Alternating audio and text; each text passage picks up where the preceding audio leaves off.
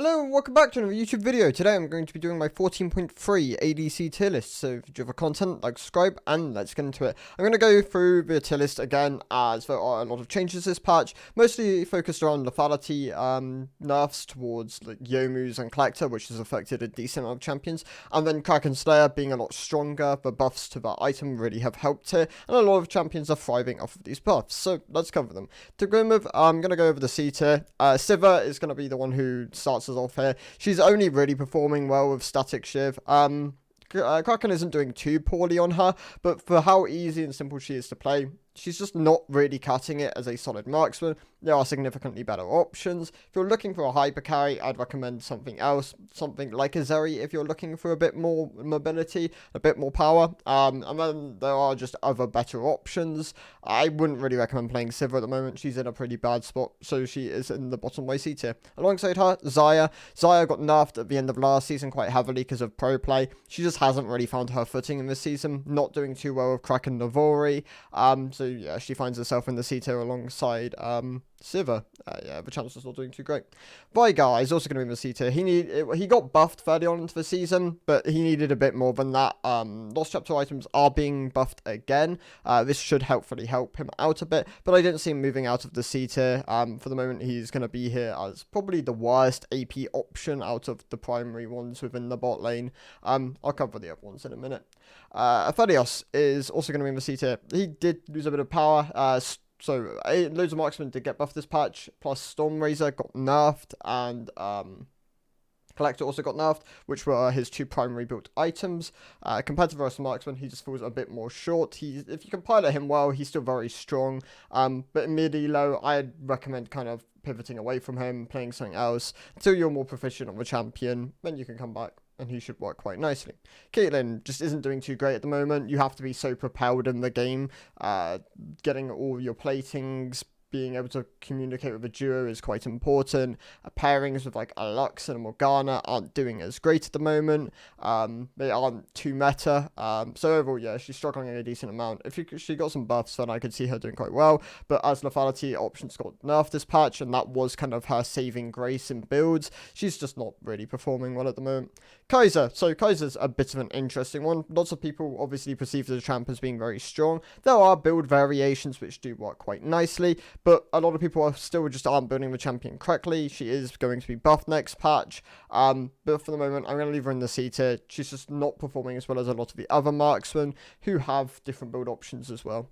Zeri is going to be within my B tier. So Zeri doing quite well at the moment. The buffs did a lot to really help her. The early AD and the base AD combined with the ult buff early on into the game, which gives her access to it more often, has put this champion in a decent spot. I imagine she'll start seeing competitive play again. If you're looking for a hyper carry, she's in a solid spot. Yeah, go ahead, play her. Moving on, so Ziggs is also going to be within my B tier. Ziggs got buffed this patch. I believe he received some base armor combined with some armor growth and a W buff early on into the game. The changes were mostly kind of targeted towards ADC, APC Ziggs.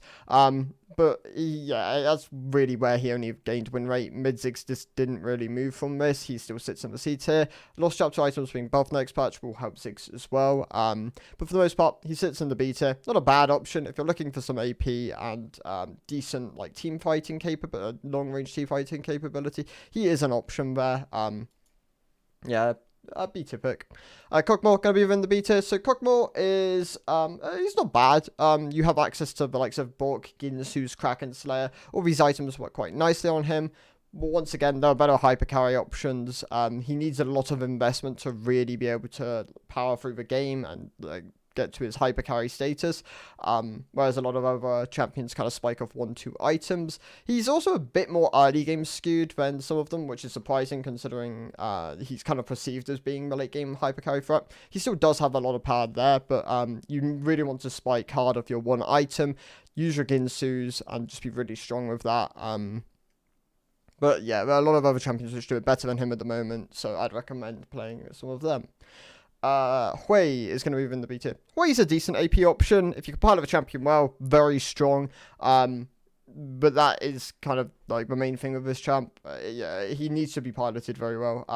Get your synergies down. Your QW is really powerful if you compare it with your ultimate at the right time.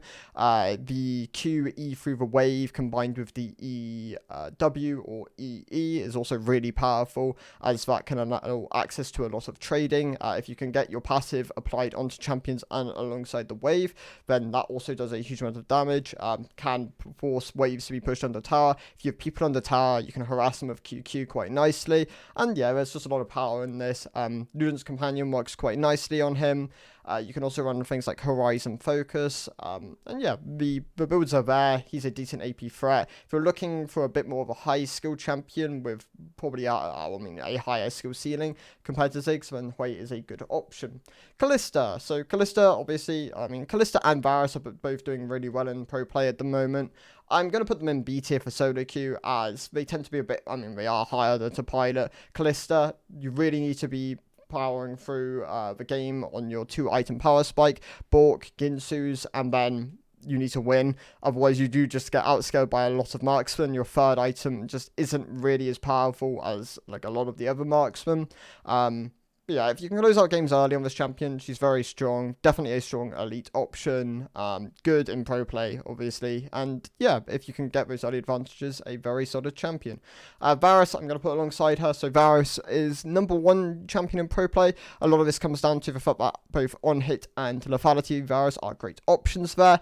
I wouldn't really recommend playing lethality Varus within solo queue unless you are playing in very high elo, as you want to be able to get your Qs. You want to be able to tag them earlier on into the fights, being able to utilize like the harass of the build. Youmuu's of course did also get nerfed this patch, which is pretty important, as that definitely does hurt his lethality build. But yeah, you need to be hitting your Qs, need to be getting Arcane Comets, Scorch procs on champions, kind of poking them out before objectives. But there just isn't that level of coordination in mid to low elo, so he tends to be struggle a lot more with that kind of build variation. However, on-hit Varus, solid atypic, if anything. There are champions which can abuse on-hit items a bit better than him, but he is a solid hyper carry. Kind of falls into a similar bracket to the Kog'Maw, except for Kog'Maw has access to a bit more range and a bit more tank killing capabilities, whereas Varus just tends to do a good amount of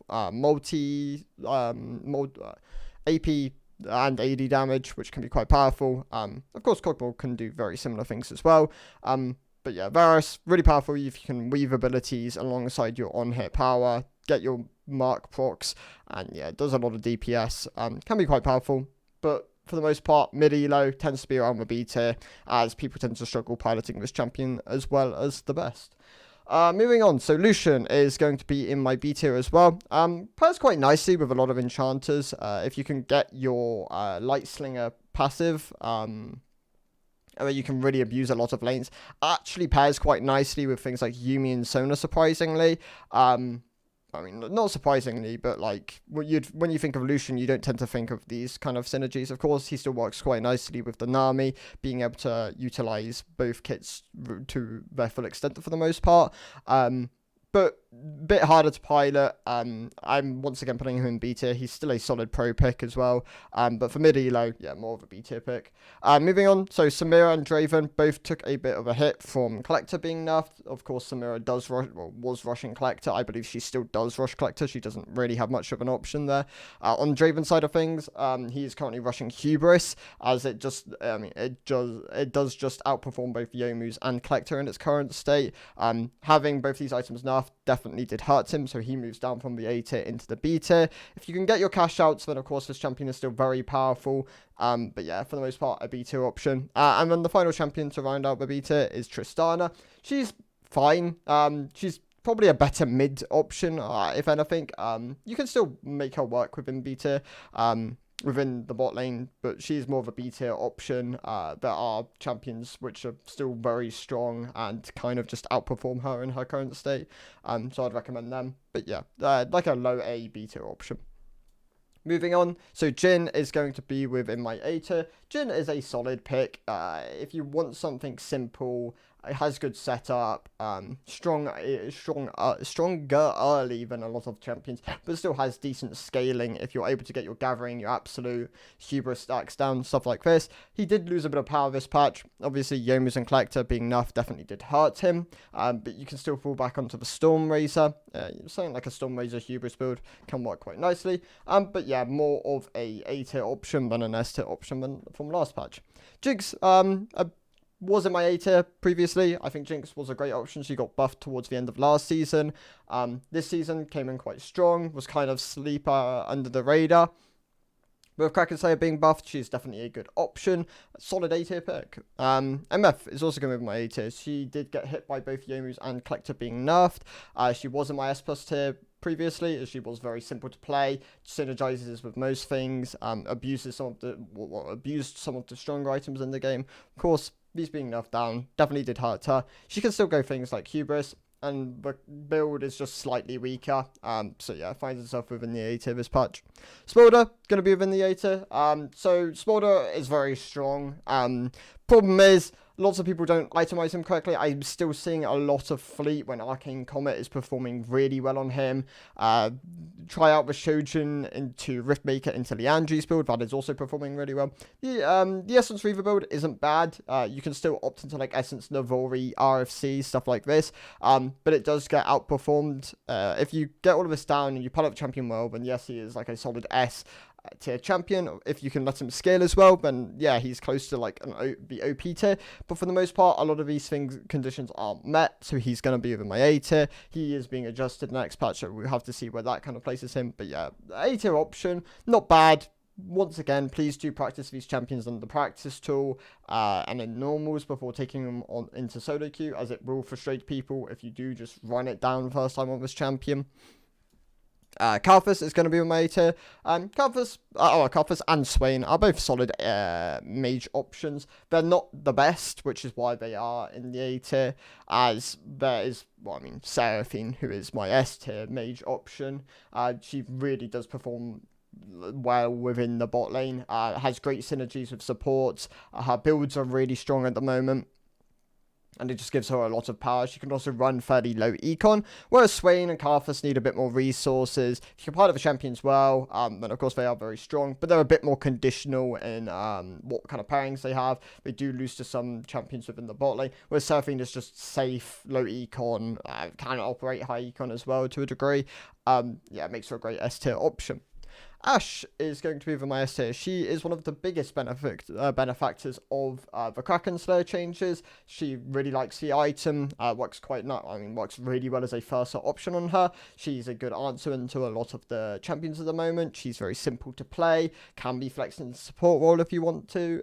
Yeah, great option here, solid S tier pick. Vayne, Nyla is going to be my S tier. I'm saving Vayne. Nyla is going to be in my S tier. She did get hit by the Collector nerfs. She's kind of on the edge. You do want to play her in the right spots with the right synergies, but she is very, very powerful if you get these down. Pairing her with like a Taric or a Senna, she can work wonders. Yeah, the builds are still strong. Collector, Navori, Shieldbow, BT, LDR all work quite nicely on her. But if you can slot in a Phantom Dancer somewhere there as well sometimes. But yeah, still a solid champion, but like a high A S tier pick. Ezreal going to be with my S tier, so he got nerfed this patch. He is performing a little bit worse. But still a very solid option. If you can pile up a champion well, then he is a great pick. If you can't really get the kind of level of DPS down which you need, then I'd recommend playing a different champion, as you do want to pilot him well. But yeah, the builds are still very strong. Essence Reaver, of course, did get buffed this patch, and that is what he primarily goes as a first option. And then you can opt into things like Navori, Manamune. There are build options there. Yeah, solid champion. Good S tier pick. Kind of a different playstyle to most traditional marksmen. Moving on, so Yasuo going to be my S tier. He is also a really big benefactor of Kraken Slayer of the Kraken Slayer changes. Having it scale with level is really nice for him, as he can operate a bit more on the side lane compared to a lot of other marksmen. Later on into the game, this is. He also just really values the item. You, of course, can still go Bork into heavy health stacking comps. That is still a solid option. If you need to pick up that early Vamp Scepter into a double poke lane, then that is also quite crucial. But yeah, good build options here. Doing quite well at the moment. One of the best bot lane options there is. Twitch. So Twitch is performing really well. Both AP and AD Twitch are doing quite nicely at the moment. Bork into Runans is the way you want to go for AD Twitch. The build, yeah, performs wonders. Great solo queue pick. AP Twitch, of course, is like when Ash is into Rabadons. That also performs really well at the moment. Lots of power there. But yeah, Champ's just doing really well with 2 different builds, and it gives him a lot of power. Twisted Fate. So I had him in the A tier last patch. That was a mistake. Twisted Fate is a really, really strong ADC option. Not quite as strong as the premier pick of the bot lane, but he is an incredibly powerful solo queue pick. AD Twisted Fate is viable across 3 different roles. He can go AP if you really need it with like the Roa variation, but you can opt into things like the Kraken Slayer, the on-hit like version with Kraken Slayer, Ginsu's, Terminus, RFC, stuff like this. There are lots of build options there. And yeah, the champion is really powerful, does a huge amount of damage, can contest with most hyper carry marksmen later on into the game, and has a really valuable point and click CC. Senna is also going to be my S tier. So Senna, as a standalone marksman, is still a great option. She works really nicely with a lot of support. The soul buffs towards the end of last season have allowed it to be a viable pick. I wouldn't be surprised if they do end up nerfing this down at some point, as it is very powerful. But yeah, Senna, even with the Yomus and Collector nerfs, still a great S tier option. Yeah, works really well. And then Vayne. So Vayne is my single S plus champion. She is just broken in her current state. She has a strong early, a strong mid game, a strong late game. She can bully out people. She has good build options in the likes of, you can go most things. You can go Storm Razor. You can go Essence Reaver. You can go the static Triforce build. You can go an on-hit build with like Kraken Slayer, Ginsu's. There is so many build variations to this champion, and rune variations. You can kind of play laning phases in different ways. She doesn't really care about synergies as much as other champions. She's great with like Flash Ghost. You can run her with Fleet. You can run her with Lethal. Yeah, there's just so much power to this champion. She also was one of the biggest benefactors of no longer having armor or magic resist in runes and just having health, as she does percentage maximum health damage, percentage true maximum health damage, which is incredibly strong into most champions within the game. Yeah, she's just incredibly strong in her current state, and she isn't being nerfed, so play her if you want. She's great. Yeah, so that's my ADC rundown. Let me know what you think, and I'll see you guys for the next one. Goodbye.